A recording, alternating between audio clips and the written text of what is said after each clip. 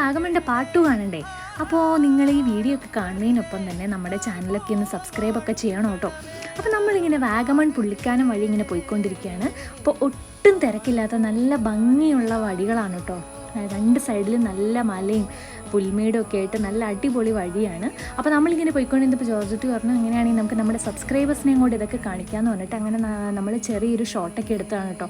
അപ്പോൾ ഞങ്ങൾ രണ്ടുപേരും കൂടെയാണ് പോയിക്കൊണ്ടിരിക്കുന്നത്. അപ്പോൾ നല്ല രസമുണ്ട്, നല്ല ചെറിയ കാറ്റും തണുപ്പും ഒക്കെ ഉണ്ട്. അപ്പോൾ നിങ്ങൾ എന്താണെങ്കിലും ഈ വഴി പോവുകയാണെങ്കിൽ ഇവിടേക്ക് ഒന്ന് എക്സ്പീരിയൻസ് ഒക്കെ ചെയ്യണം കേട്ടോ.